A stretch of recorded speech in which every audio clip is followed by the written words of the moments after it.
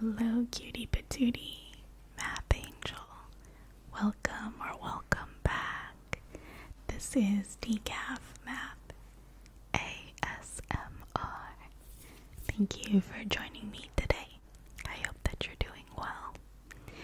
Today, I am going to go over a little bit of geometry review.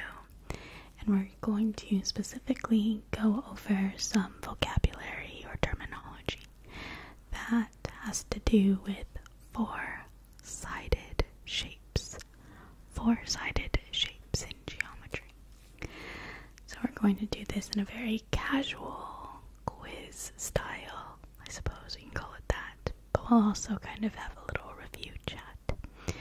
And I hope that if you happen to be learning this in geometry, whenever you may be watching this, or are reviewing these concepts for, say, the SAT, I hope that this is a fun, little relaxing way to run through some ideas. But of course, there's never any pressure. You can also feel free to just sit back, relax, zone in and out as you like.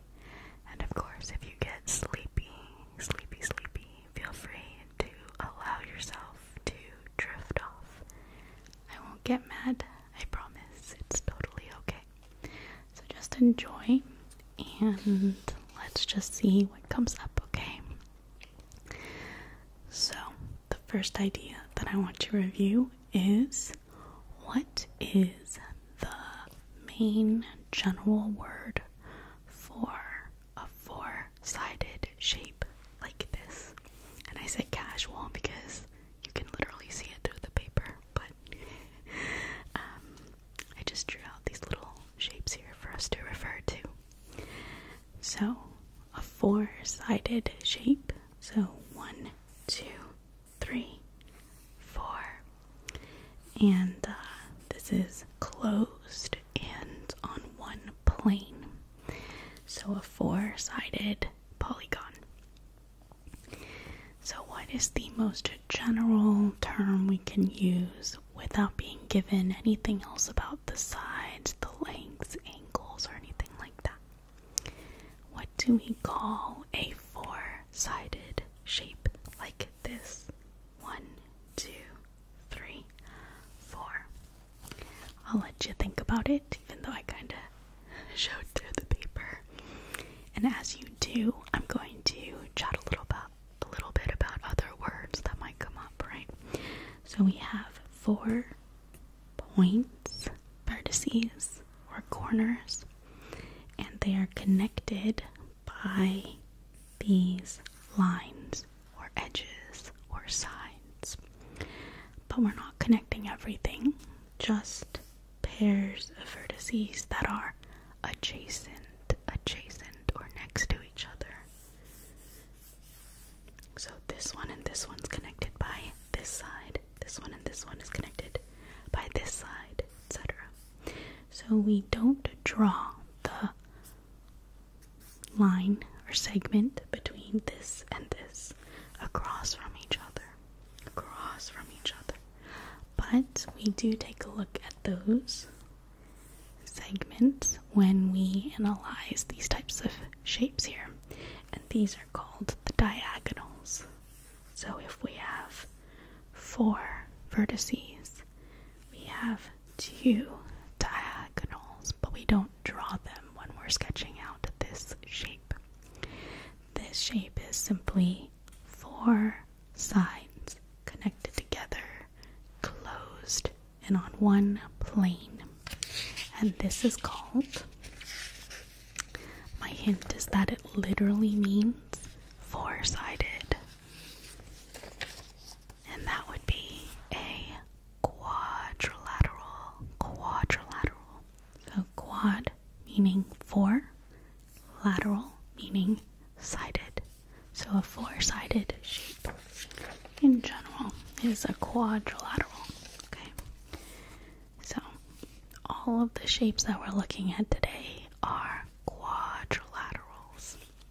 Okay. So when we have more specific specific information, we can classify quadrilaterals in these different ways. But in general, if we're just given a four-sided shape like this, they are all quadrilaterals, okay?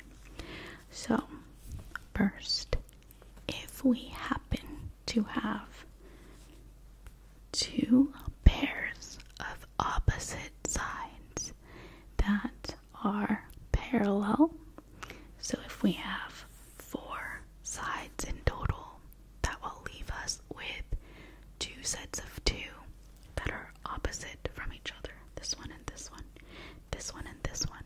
So two pairs of opposite sides that are parallel and also the same length.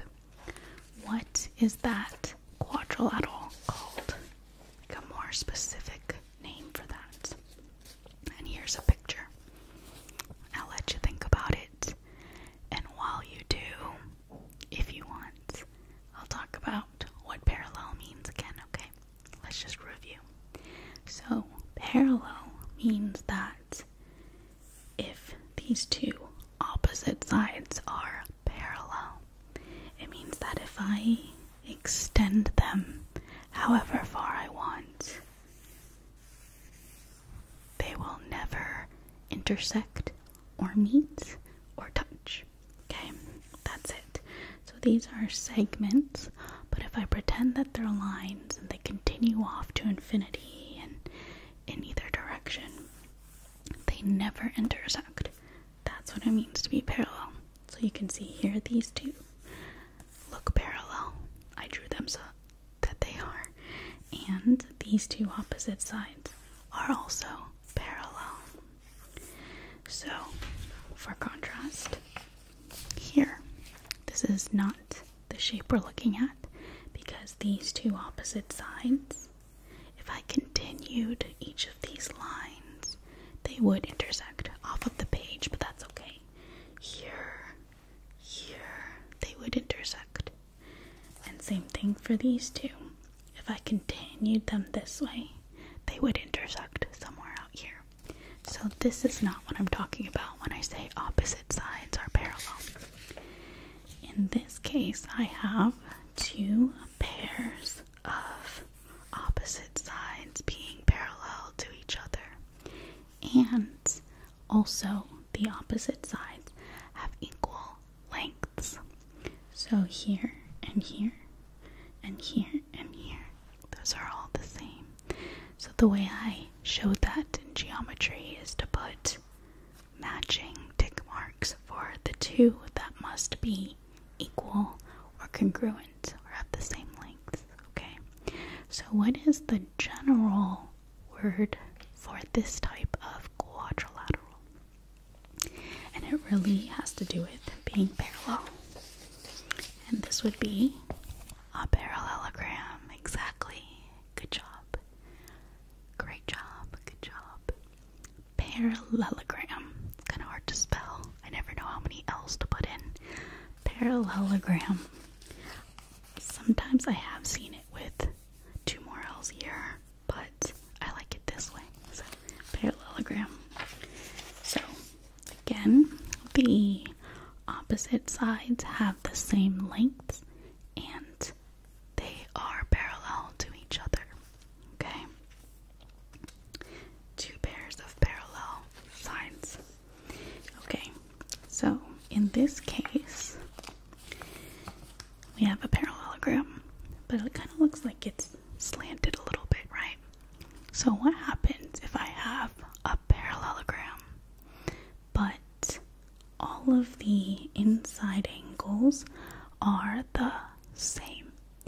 And in other words, if I kind of straighten this out, so instead of it being slanted, let's make it perfectly right, perfect 90-degree corners. What would this shape then be called? We'll come back around to talk about some more details after this, but let's just run through the words, okay? So if I made this, so I still have a parallelogram, but the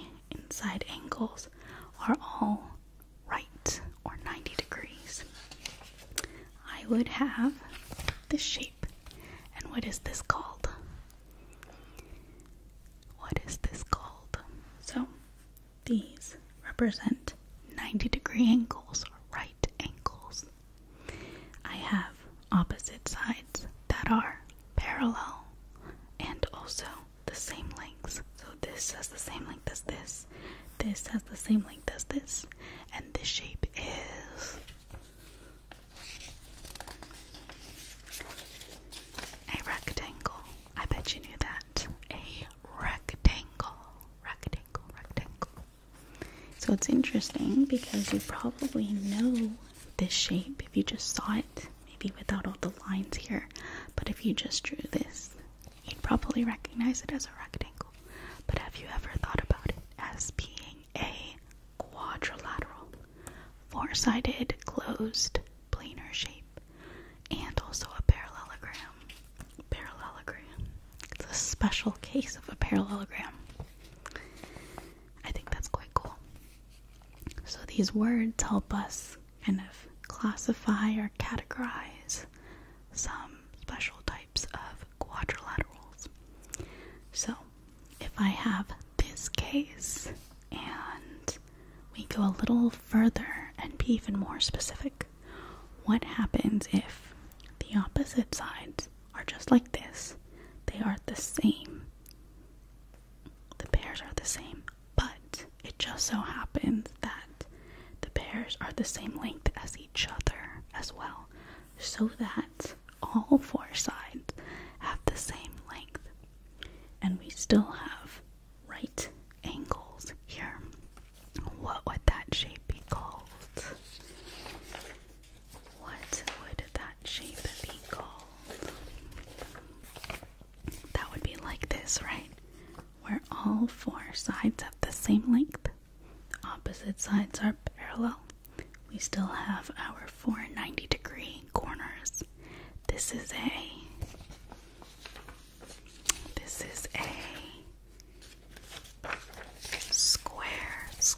square indeed. I bet you knew that one too, right? It's okay if not, but this is a square. Okay. So this is where things get a little wonky, okay, as far as classifying things go, because once we get to square, it seems like it's as specific as you can get as far as all the lengths being the same, all the angles being the same. For the rest of the kind of classification of these four-sided shapes, it's kind of hard to necessarily put one at the top, like all of these fall under the umbrella of quadrilateral, but the rest is a little bit up to debate. So we're going to chat about that and kind of talk about different contexts for these words. But bear with me with some of the rest of these definitions. We just have a few more. So first of all, let's follow with the next kind of situation where, let's say, we don't have parallel sides necessarily anymore. Okay, so when we had two pairs of parallel sides that had the same length, now we are going to kind of turn this a little bit, where we do still have two pairs of sides that have the same length, but they're not opposite sides. They are the sides that are next to each other, or in other words, adjacent. So this side and this side have the same length, and this side and this side have the same length. So instead of looking at opposite sides, we have adjacent sides, but we still have two pairs of the same length sides. They're just the two pairs that are next to each other. What is this shape called? And it kind of looks like the name of the shape. You kind of look at it. It kind of looks like a diamond shape. A little wonky here, but you know, like a diamond. But we're gonna go fly a kite. So the key thing is that we have two pairs of sides that have the same length. We don't care whether or not these are parallel. In fact, most of the time by default, they are not. Okay, so you can see here and here, these are not parallel. This and this are not parallel. But there are some fun properties you can study in geometry about kites. For instance, if you look at the diagonals here, they are perpendicular bisectors of each other. There's a lot of fun stuff here with this. Okay, so the next shape here that's somewhat related to a kite, this is where things get a little iffy. Somewhat related to a kite, somewhat related to a parallelogram, as we were talking about two pairs of opposite sides being parallel, but also adjacent sides being congruent. This one is kind of the special case of all of them. So in this case, we have all four sides having the same length. So this, it kind of looks like a square, but the inside angles don't have to be 90 degrees. But the opposite sides here are parallel, and they have the same length as each other, but it just so happens that they also all have the same length, like all the pairs, both pairs have the same lengths as each other. So all four sides have the same length, and therefore by default we also have two pairs of adjacent sides that have the same length. And again, we'll go back to the classification here, but what is this shape called? What is this shape called? All four sides having the same length, but not necessarily with 90-degree angles on the inside. This is called a rhombus. Rhombus. Indeed, a rhombus.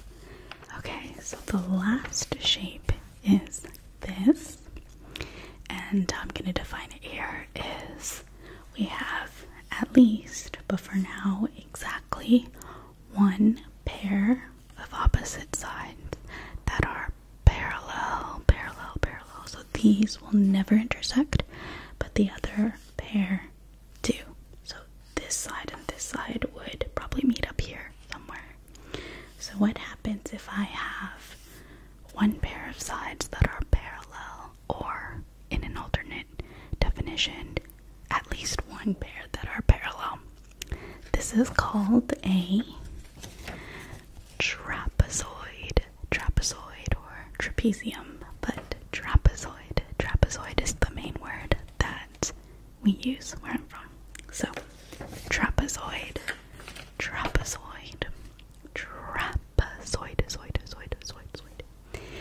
Okay, very nice. So those are at least the main words I kind of want to go over today. Quadrilateral, parallelogram, rhombus, square, rectangle, kite, trapezoid, parallelogram. I think that's all of them. So what I want to do is now kind of chat about the main words and just kind of random related concepts. So the first kind of fun fact is that for any quadrilateral, we have these four inside or interior angles. The sum of those four interior angles, or the measures of the angles, is always 360 degrees. Okay, it's always 360 degrees.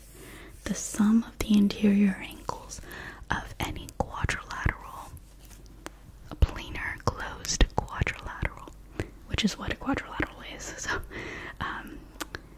is 360 degrees.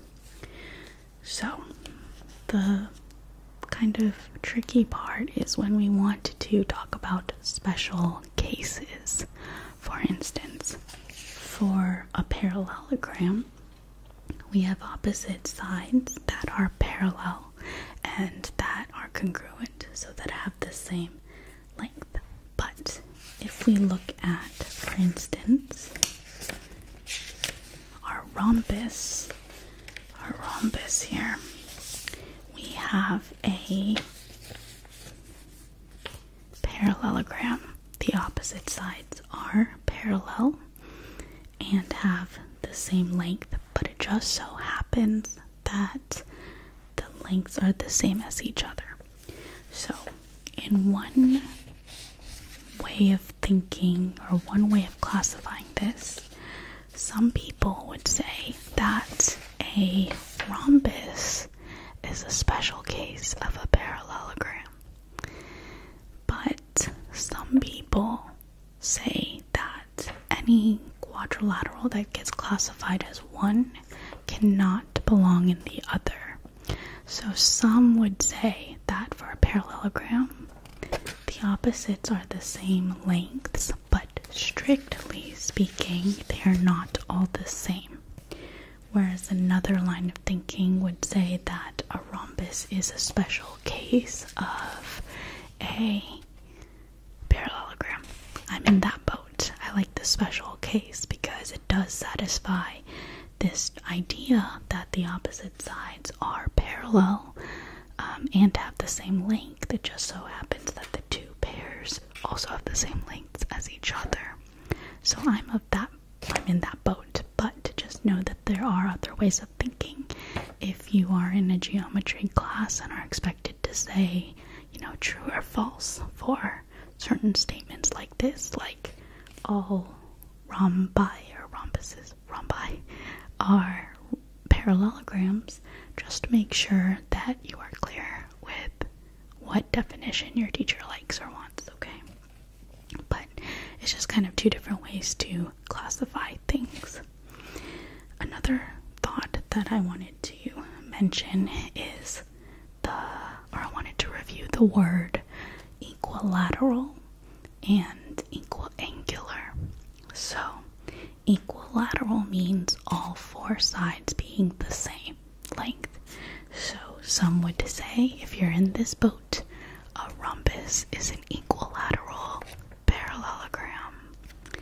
If it's also equiangular, though, then that's where some people would say, let me find it, that a square is a special case of a rhombus. This is where things get really interesting.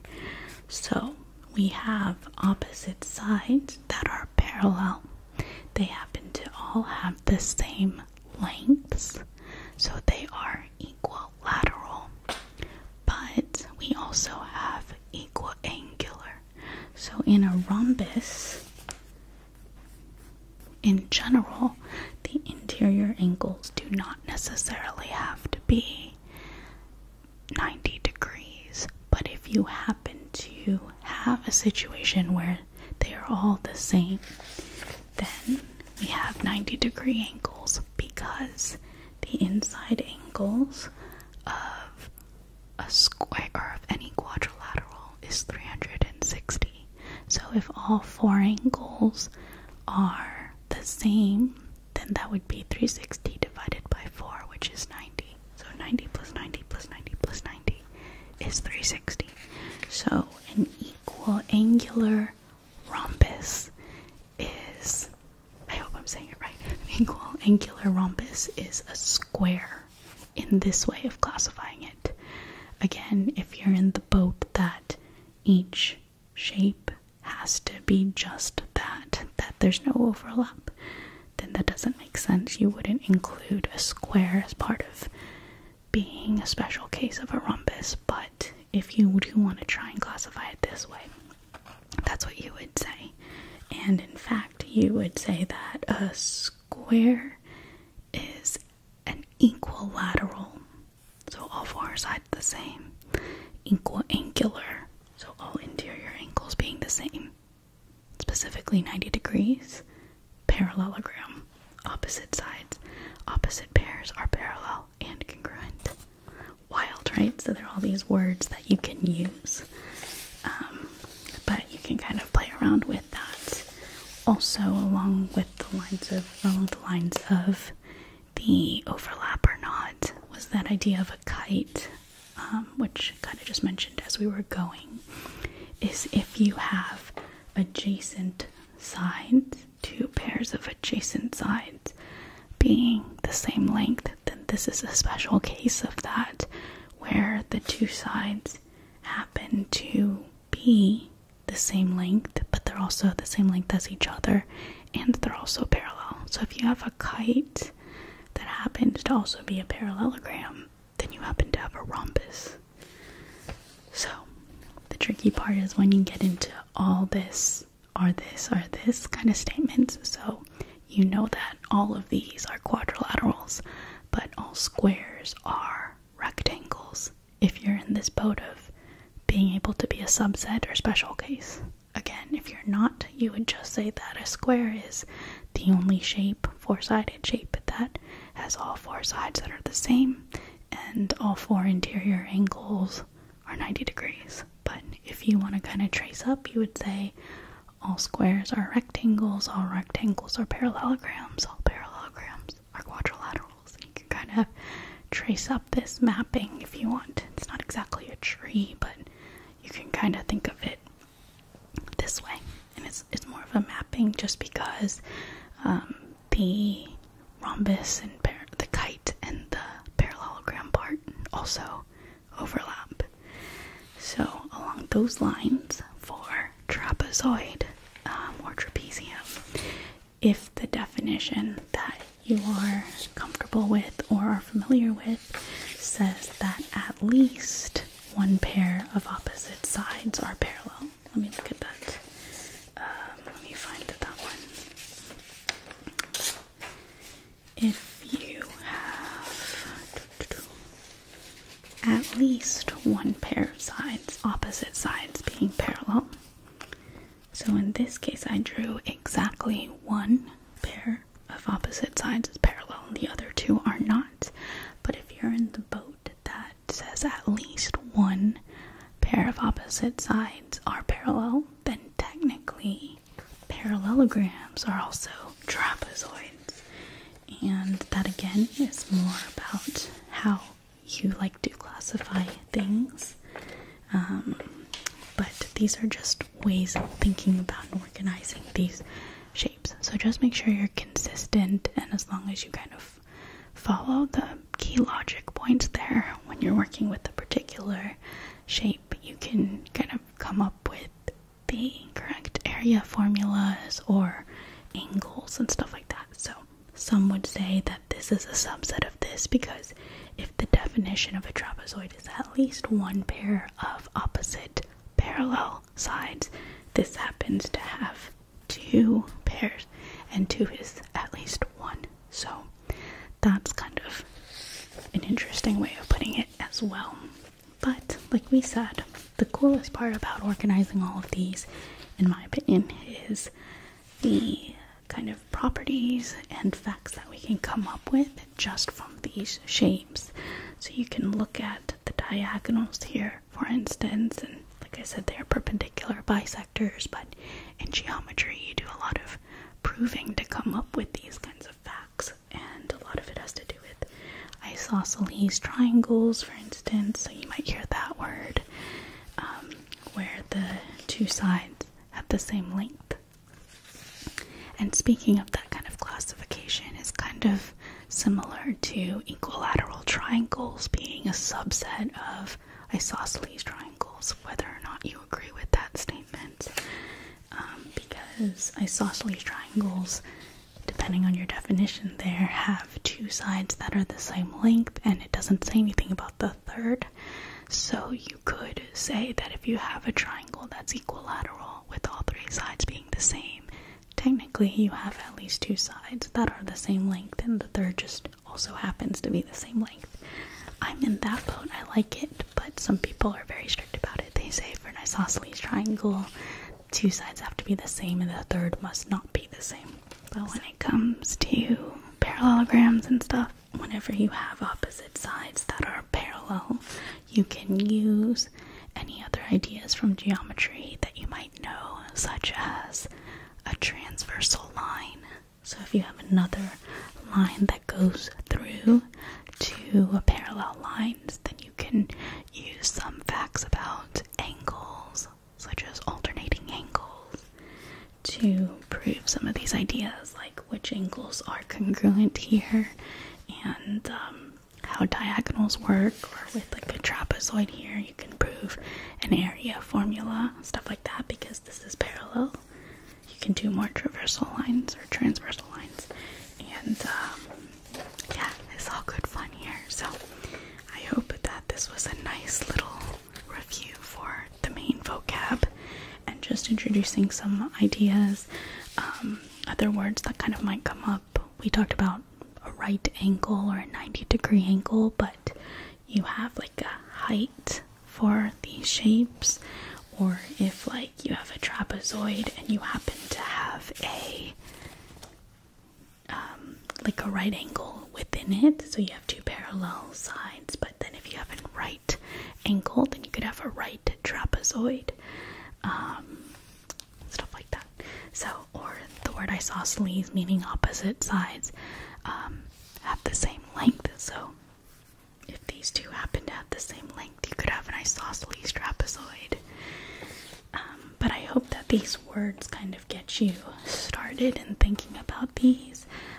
Usually when you classify, you're just kind of thinking about the opposite sides, if there's anything to do with the parallel sides, or congruency, if they have the same lengths, and which ones are the opposite sides that have the same lengths, or adjacent ones, like in a kite.